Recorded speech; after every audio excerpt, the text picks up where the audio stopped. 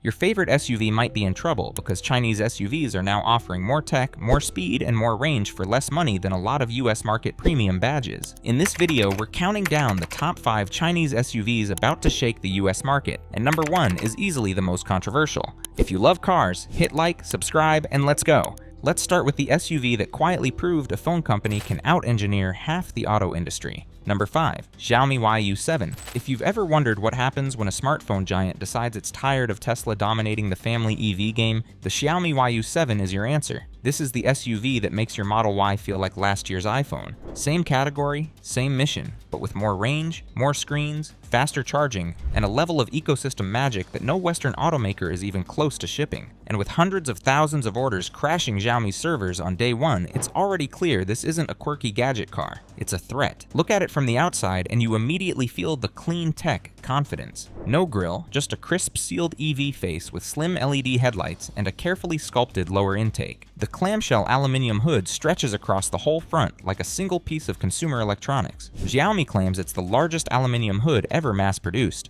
Air gets channeled through subtle vents and exits near the windshield to shave drag, and the final drag coefficient sits at an impressive 0.245. For a family SUV, that's borderline sports sedan aerodynamics. From the side, you get the silhouette Tesla tried to popularize: sleek, coupe-like, slightly athletic, but refined with sharper shoulders, illuminated flush door handles, and frameless mirrors. High trims roll on 21-inch wheels with wide 275 series tires at the rear, giving it a quietly aggressive stance. And that emerald metallic paint option, layered and pearlescent, makes it look more a premium tech device than mainstream crossover. At the back, a ducktail lip spoiler and full-width LED bar seal the impression that this SUV is styled by a phone company that obsesses over every detail. Open the door and it becomes obvious why Chinese reviewers call this thing a living room that happens to move. The whole dashboard becomes a digital landscape thanks to the 1.1-meter hypervision display stretching across the base of the windshield. Think 3 mini LED panels fused into one sweeping cluster with serious brightness and resolution. Below that sits a 16.1-inch 3K center touchscreen, sharp enough to make most laptops embarrassed. Everything runs on HyperOS, the same operating system Xiaomi uses across its phones and smart home devices, and it boots in about a second and a half. Rear passengers get their own removable tablet for climate, media, and navigation. The seats recline like business class chairs, and you can spec Napa leather with a 10-point massage. Lighting, climate scenes, seat memory, everything ties into that HyperOS universe. There's even a magnetic wireless button you can stick in 9 spots inside the car, program it to control more than 100 functions, and still operate it from inside your house. It's less a car interior and more a hardware ecosystem you sit inside. Cargo is massive, 678 liters behind the second row, nearly 1,800 with seats folded, plus a 141-liter frunk. Even a sliding drawer under the rear seat gives you extra stash space. Suspension is a sophisticated setup, double wishbone front, multi-link rear, with continuous damping control. Higher trims add dual-chamber air suspension with 75mm of height adjustment, letting you crouch for efficiency or rise for steep driveways and snow. Performance? This is where Xiaomi stops pretending to be reasonable. The base model already does 0 to 100 km per hour in 5.88 seconds, with 835 km of CLTC range. The Pro cuts the sprint to 4.27 seconds, and the Max? Dual motors, 508 kilowatts, 866 Newton meters, and 3.23 seconds to 100. For context, that's hypercar acceleration in a family SUV. Charging matches the insanity. The Max can jump from 10 to 80% in about 12 minutes and add up to 620 kilometers of range in a 15-minute stop. The structure is built like a tank, 90+% high-strength steel and aluminum, long crumple zones, huge die-cast rear subframe, and Xiaomi's battery protection tech borrowed from the SU7 Ultra. They tested it over 6 million kilometers before launch. And the price? Around 253,500 to 340,000 yuan, roughly $35,000 to $47,000. That's Model Y money, but with a spec sheet that looks like it wandered out of a 6-figure European EV. If you think that was wild, the next SUV shows why some US automakers are suddenly terrified of fast chargers. Number 4. Xpeng G9. If you want a clear snapshot of why Chinese EVs are starting to make US automakers sweat, look at the Xpeng G9. This is the mid-sized luxury SUV that treats fast charging the way your phone treats a power brick. Plug in, grab a coffee, come back, and you're basically full. Where most US market EVs still crawl from 10 to 80% in 25 to 30 minutes, the G9 can do it in roughly 12. That alone earns it a spot on this list, because if a Chinese SUV can refuel in the time it takes you to skim a newsfeed, imagine how that rewires road trip expectations for everyone else. From the outside, the G9 plays it cool. No wild shapes, no sci-fi gimmicks, just a clean, premium silhouette about the size of a BMW X5, but sleeker and more streamlined. Up front, the signature slim daytime running lights stretch across the nose, hiding a split lamp setup below. On higher trims, you'll notice something unusual: tiny LiDAR pods tucked neatly under the DRLs. Not the giant sensor horns you see on prototypes, but subtle tech eyes blended into the design. On the road, it looks like a polished European luxury SUV with a faint hint of "there's serious hardware under here." Walk around the side and the design gets even calmer. Smooth sheets of metal with almost no creases, a gently tapering window line, and 20 or 21-inch wheels that give it mature presence rather than performance bravado. It has the visual confidence of an Audi Q8 e-tron without trying to look aggressive. At the back, a full-width LED bar ties everything together, giving it that modern EV glow without drifting into cartoon territory. If someone told you this was a new German electric SUV, you'd believe them, until you see what's hiding inside. Step in and the G9 drops the subtlety. You're greeted by two enormous 14.9 6-inch OLED touchscreens, one for the driver, one for the passenger, with crisp resolution and a smooth OS that handles nearly everything. Physical buttons practically don't exist. The materials lean toward luxury: Nappa leather, soft surfaces, trims that feel warm instead of clinical. Then comes the big flex, a 28-speaker Dolby Atmos sound system designed to turn the whole cabin into a rolling cinema. Combine that with a panoramic glass roof and heavy acoustic insulation, and you get an SUV where long trips feel like lounging instead of surviving. Rear passengers don't get forgotten. The second row reclines generously, designed for actual adults on actual road trips, not just kids in booster seats. Lounge modes let the front passengers stretch out with leg support, and the back seats give the kind of comfort usually reserved for bigger, pricier SUVs. It all reinforces the G9's core goal: make distance driving effortless, then pair it with charging so fast it barely interrupts your momentum. Underneath the calm exterior sits the real weapon: Xpeng's 800-volt silicon carbide platform. This isn't a repackaged sedan battery. This thing was built from scratch for big voltage, big efficiency, and big charging. RWD versions get WLTP ranges around the high 500-kilometer mark. AWD versions push up to roughly 405 kilowatts, enough for 0 to 100 kilometers per hour in about 4 seconds, which is wild for a family SUV that isn't trying to be a sports car. But the headline is still that charging curve.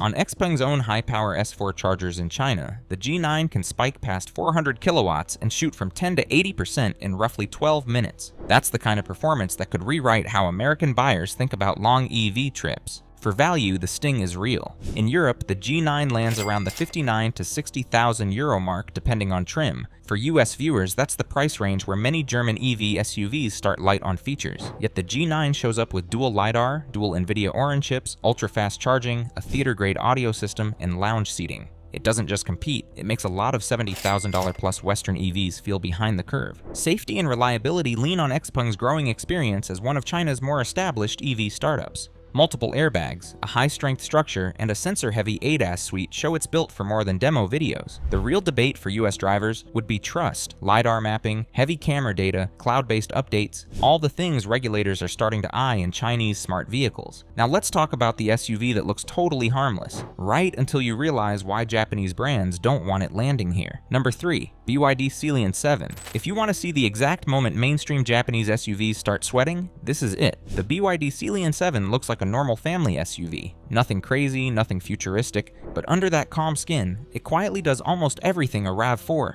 a CR-V, or even a Model Y wishes it could. It's the most dangerous kind of disruptor, the one that blends into American suburbs perfectly, then blindsides every gas and hybrid rival on performance, smoothness, tech, and price. This is the car that makes you look at your reliable family SUV and realize it might just be an old appliance. From the outside, the Sea Lion 7 plays the familiar card. It's about the size of a RAV4 or a Model Y, but lower and sleeker, with proportions that feel more European than budget Chinese. The front follows BYD's new Ocean design language: slim headlights, a clean closed-off nose, and a sporty lower bumper that hints at EV confidence without shouting. It doesn't look experimental. It looks like something Toyota could have launched if Toyota had kept pushing instead of playing safe. Along the side, the lines sharpen. There's a strong shoulder arching over the wheels, a slightly coupe-like roofline that adds just enough style, and tidy flush handles on higher trims. The stance leans more Macon light than mall crawler. Around back, a full-width LED bar ties everything together with a subtle spoiler and sculpted rear end. Nothing here screams new brand. And that's the trick. It looks like it belongs on American streets already. Open the door, and the Sea Lion 7 leans into the BYD playbook, but more refined. The huge 15.6-inch screen in the middle rotates between portrait and landscape, one of BYD's signature party tricks, but the cabin design around it is cleaner than older BYD interiors. Materials feel more grown up, with soft-touch surfaces, faux leather, ambient lighting, and physical knobs for essentials, so you don't dig through menus just to cool the cabin. It's the kind of interior where a RAV4 owner immediately thinks, okay, that's nicer than mine. The seating is honest family-first design. 5 seats, plenty of headroom, thanks to the EV skateboard layout, a flat floor in the back, and a huge panoramic roof that floods the cabin with light. The second row reclines enough for long trips, and the wide opening doors make car seats, strollers, and bags much easier to manage. Fold the rear seats and you're pushing into the 1,700-liter territory, enough for IKEA missions, camping gear, or the weekly Costco overkill run. On the road, the Sea Lion 7 shifts from familiar to, wait, that's quick? It rides on BYD's E-Platform 3.0 with the blade battery integrated directly into the body, making the whole structure stiffer and safer while lowering the center of gravity. Even the single motor trims have confident torque, but the top AWD version jumps to roughly 390 kilowatts, doing 0 to 100 kilometers per hour in around 4.3 to 4.5 seconds. Think about that. A family SUV that leaves performance crossovers behind at a stoplight while still doing school runs without drama. Range lands in the mid-400 kilometers WLTP band with the larger 91.3 kilowatt-hour pack, which is plenty for weekend getaways or a full week of commuting for most families. Charging is 400 volts, so it won't win any hypercharging titles like Xiaomi's or Xpeng's, but it's right in line with mainstream EVs and blows past what hybrids or gas SUVs offer in daily running costs. You plug it in, you save money, you move on with your life. Now here's where rival brands start shifting in their seats. In early markets, the Sea Lion 7 lands at pricing that often overlaps with high-trim hybrids, cars like the RAV4 Prime, Tucson Hybrid, or Honda CR-V Hybrid. But the Sea Lion gives you pure EV smoothness, muscle car acceleration in its top trims, bigger screens, quieter ride, and blade battery safety tech that fleets all over the world trust. If you think mainstream SUVs have a problem, just wait until you see the one punching straight up at German badges. Number 2, Zeekr X. If you want to see the moment compact luxury SUVs start panicking, look at this little troublemaker. The Zeekr X is the car that bullies the Model Y from below, not by being bigger or louder, but by hitting the sweet spot of size, design, and performance in a way that German and American brands haven't nailed in years. It's small enough for tight cities, premium enough to sit next to a BMW, and fast enough in its dual motor form to embarrass cars twice its price. This is the blueprint for the kind of Chinese EV that would absolutely detonate the US compact premium market if it ever crossed the border. Walk up to it and the first reaction you'll have is, this is not what people imagine when they think Chinese crossover. The proportions hit the same footprint as a Volvo XC40 or Mercedes EQA. No surprise, because the whole thing sits on Geely's SEA platform, the same architecture family behind some Volvo and Polestar products. The nose is sharp and sculpted, with segmented LED daytime lights that give it this boomerang, almost Scandinavian concept car vibe. No gigantic fake grille, no awkward geometry, just a clean front end with lighting that looks like it escaped from a design studio mood board. Move around the side and it gets even more confident. The wheelbase is long for a compact SUV, the overhangs are tiny, and the track is wide enough that it almost looks like a hot hatch wearing SUV proportions. Flush door handles, a rising beltline, and muscular shoulders give it this planted, athletic stance. It doesn't try to look rugged, it looks precise. At the back, the full-width light bar ties everything together with a roof spoiler, and crisp surfacing that reads more European boutique brand than mainstream crossover. It's one of the rare compact EVs that actually looks premium without shouting. Open the door, and Zeekr throws a curveball. A minimalist cabin that feels like it was designed by someone who daily drives a Polestar and wishes it had more personality. There's a floating center console, premium fabrics and leather, and a clean dash that feels Scandinavian in the best way. But the party trick is the central 14.6-inch screen that physically slides toward the driver or the passenger. It's such a small idea, but it instantly turns the cabin into something playful and futuristic. A small instrument cluster sits behind the steering wheel, and higher trims get a head-up display. Now, sit inside for a minute and you notice something other compact EVs often mess up. The rear seat space is actually usable. Thanks to the long wheelbase, adults fit comfortably, and the upright packaging makes daily commuting or school runs easy. The trunk is competitive for the class, and the seats fold to handle bulkier loads. This is a compact SUV that genuinely works in the real world, not just in spec sheets. And then you hit the accelerator. In single motor form, It's efficient and quiet, but the dual-motor version turns the Zeekr X into a street-level weapon. Around 315 to 320 kilowatts and roughly 3.8 seconds to 100 kilometers per hour puts it in the same conversation as a Model Y performance, except this thing is physically smaller and easier to park.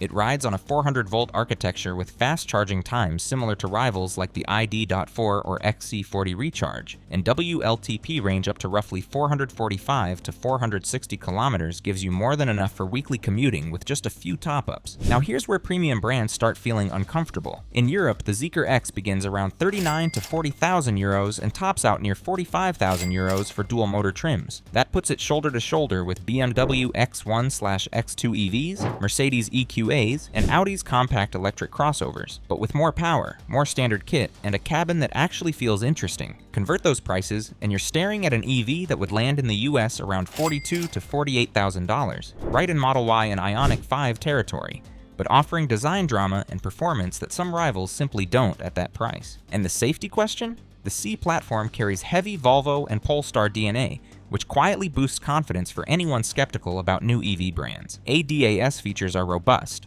Build quality is improving generation after generation, and Zeekr has the weight of one of China's biggest automotive groups behind it. Time to meet the one that doesn't just challenge German icons, it makes them look like they forgot what year it is. Number 1. IML-S7. If you want to understand how brutally fast China is climbing into the German luxury territory, just look at the IML-S7. This thing aims straight at the Cayenne and BMW iX crowd, and then immediately pulls out a party trick none of them can match. An entire 42-inch display stretching across the dashboard. It's the kind of flex that instantly makes a six-figure Porsche interior feel a little analog, and that's exactly why this SUV deserves a place on a list of Chinese machines shaking the market, because it proves China isn't just competing on value anymore, it's competing on luxury, ambiance, and theater. From the outside, the LS7 plays it cool. No wild angles, no cartoonish muscles, just a sleek, confident silhouette the size of a Cayenne or EQE SUV with a bit more elegance and a bit less ego. The front gets slim matrix LEDs that give it a clean, upscale face, and the closed-off grille reminds you instantly this is a pure EV. The bumper work is layered and subtle, more designer minimalist than aggressive. Walk to the side and the proportions hit you.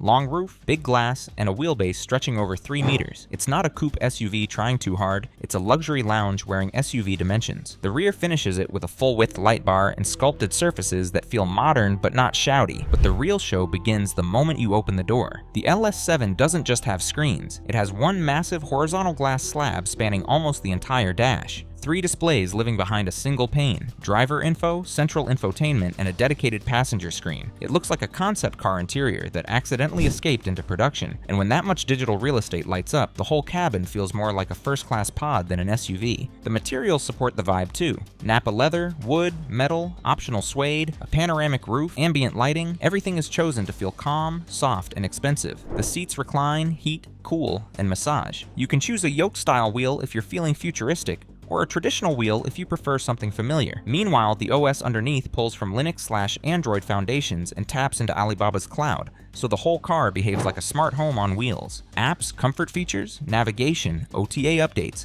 it's all baked in with the kind of polish you expect from a tech-heavy luxury flagship. Rear passengers aren't afterthoughts either. The LS7 is a 2-row luxury cruiser, not a cramped 7-seater forced into compromises. The back row has limo-like space, separate climate zones, and charging ports. You can genuinely imagine an executive sitting back there on the way to the airport, enjoying a quiet ride while the massive front screens glow softly up ahead. When you start driving, the engineering underneath shows its weight. Big battery options, around 77 to over 100 kilowatt hours, feed single or dual motor setups. The powerful versions push around 425 to 445 kilowatts, letting a 5-meter luxury SUV hit 100 kilometers per hour in the mid 4-second range. That's Cayenne turbo territory from something aimed at comfort first. CLTC ranges go up to around 660 kilometers, which in the real world translates to effortless long trips with plenty of buffer. Higher trims get air suspension with adjustable height and damping, giving you the choice between plush glide and sharper handling. And with advanced stability control and torque vectoring, the LS7 always feels composed, even when you push it harder than a big luxury SUV usually gets pushed. Now here's the part that stings for the traditional luxury brands. The LS7 starts around 400,000 yuan, roughly $55,000. That's That's mid-spec X5 money. Yet in return, you're getting more screen tech, more interior theater, and performance that holds its own against far pricier German EVs. You're not sacrificing size, comfort, or presence. You're just paying less for more. Safety-wise, it brings the full suite: multiple airbags, high-strength structure,